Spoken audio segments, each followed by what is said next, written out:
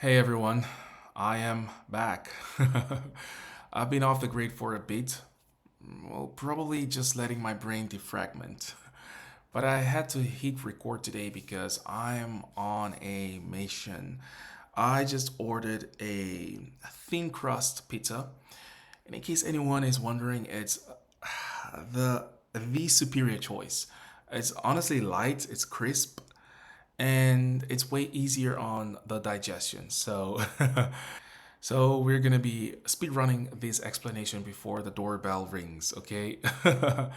Okay. I recently had a coding interview, and where the recruiter gave me a problem about organizing transportation. The goal was to assign bikes to workers based on their positions. You could only pair them if the distance, which was the absolute difference of their indices, was less than or equal to a certain limit. I felt really good about it. I nailed the algorithm, the code worked, and most importantly, the conversation with the recruiter was smooth. After I finished, I did some research and realized wait, that was basically a leak code problem. While I was looking at that specific problem, I saw a similar question link here at the bottom of, as you can see, which is, I honestly think is really cool. I don't know if it's a new leak code feature. I don't leak code that often, so I think it's cool. And I landed on this maximum matching of players with trainers. It's the same core logic. Matching requirements to resources. I haven't coded this one yet, so we are doing it live today. All right. All right. So let's see here. I already went through the description just a little bit to save some time, but you can go ahead and pause the video but yeah, go over it yourself. Okay, so you'll notice I am coding this in Python. If you followed me for a while, you know I usually work in Java. But here is some real interview advice. Learn Python for your interviews. Java is great for building enterprise systems, but in a 45-minute interview, you don't want to waste 5 minutes just typing boilerplate and class structures. Python is fast, it's clean, and it lets you focus on the logic. All right, it saves you time. Before we code, because I thought about it, but then let me assign this to 0 because I want to explain something here real quick. Let's talk about pointers, right? If you're new to this, the name can sound a little scary, I guess I'd say, but it's simple. Imagine a Imagine a four-hole cup holder, right? Each hole is an index in our array, okay? And so a pointer is like literally just my finger pointing at one of those holes, right? And so here when I say ability and assign it to 0 is literally just my finger on the first hole, as you can see here, right? And let me make this a vertical array just to explain properly. So this is my finger on the first hole. And so if I do this, let's say if I do this, right, what I'm essentially doing is just moving my finger to the next one, right? And so in this problem, we have two fingers, right? One for the player's line and one for the trainer's line. We are just moving our fingers across these cup holders to see if the cups match up. So you're very obvious to who knows already, we are working on a greedy algorithm. Greedy just means we are making the best possible choice right now, right? And so what I'm gonna do is, let me make sure this is, yeah, I'm gonna make sure do it like this. I'm gonna sort the player's array with just the sort method like this, and I'm gonna also sort the trainer's array. Okay. And so by sorting our lines first, we ensure we aren't wasting a massive like a massive trainer on a tiny player, right? Okay, let me clean this up here. Okay, and we're gonna say while. Oh, okay. Why a while loop? Usually you use a for loop when you know exactly how many laps you are running. But here we have unknown steps.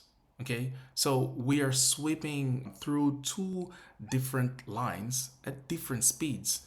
And so we only stop when we run out of players or trainers, right? And so a while loop is optimal because it lets us stay in the loop only as long as a match is still possible.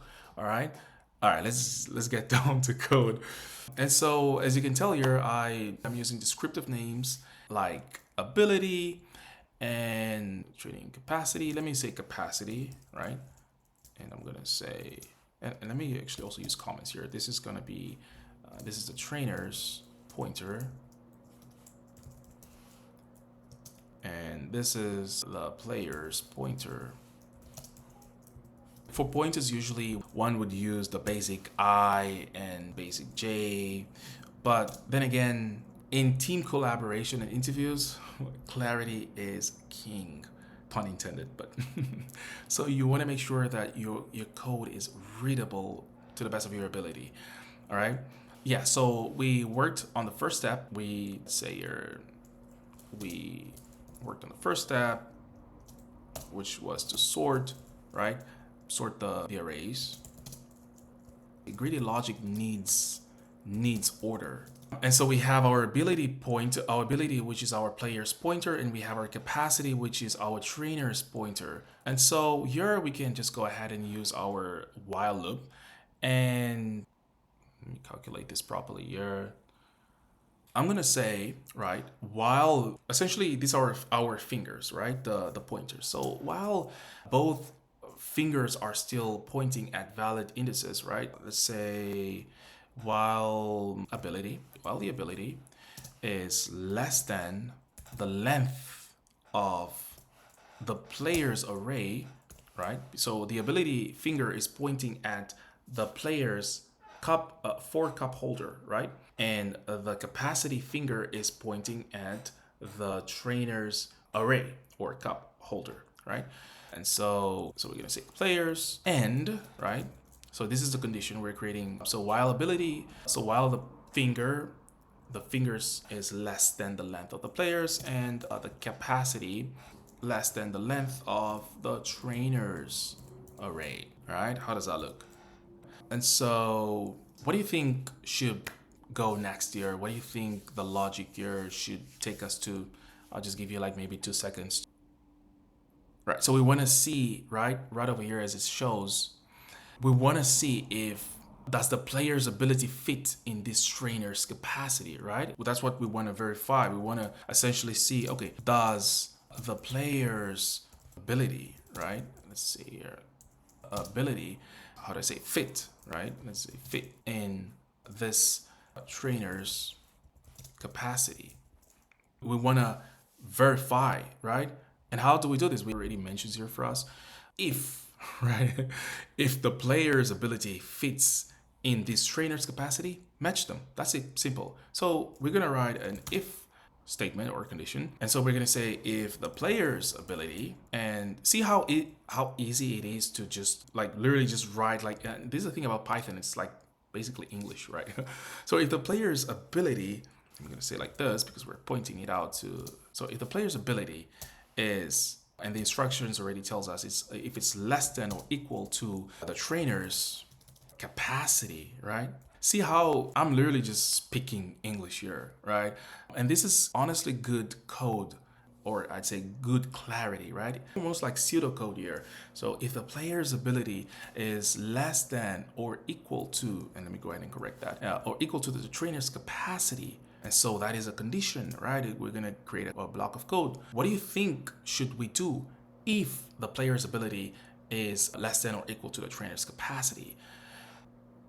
Well, yeah, we should just honestly match them. We should literally just increment the matchings, which I just noticed I don't have a matchings variable, which is fine. We can still assign it right over. Let's call this matchings and assign it to 0. Because why matchings? Because we have to return the maximum number of matchings, right? So we're gonna have this matchings counter. It's essentially a counter, right? Or a counter variable. So we create this matchings, simple as that. And that means that, okay, we found a match. So we found a match, right? What should we do after we find this match in an index? We should go up, right? Go up to the next index. And the way to do that is we both increment the ability. We both increment the ability pointer and the capacity pointer, right? We're gonna go to the next index like that. All right, and that's your logic. That's your while loop, right? That's it. Hold your horses, right? So there is one more step here. So if you leave it like this, you're gonna create an infinite loop.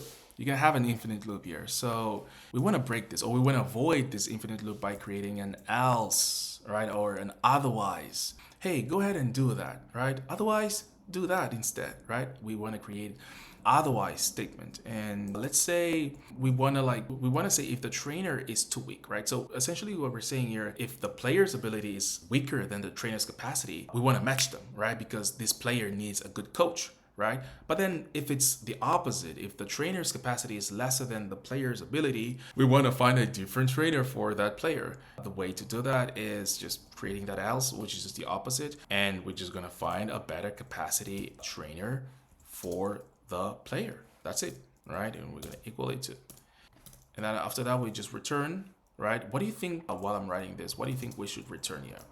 What do you think we should return? Exactly, we should just return the matchings. I'm feeling like Dora the Explorer. Oh, sorry. But yeah, we should just return the matchings, right? Which is the maximum number of matchings between players and trainers. Let's try this. Let's go ahead and run this. Okay, we have runtime error. Okay, let's see here. Oh, there we go. Nice. I love this. So that means we're not properly indented. Let me just make sure that is aligned. Okay. So that means we're not properly indented. Let me go ahead and just do that. I want to do this the basic way again because I'm not a pro at LeetCode here. Errors. Let's go. Then this goes here. Yep. This is the day-to-day of programming. Okay, it should stay here. And then we should go here. And this return should be right. Okay, there we go. Let's go ahead and run that again. And there it is.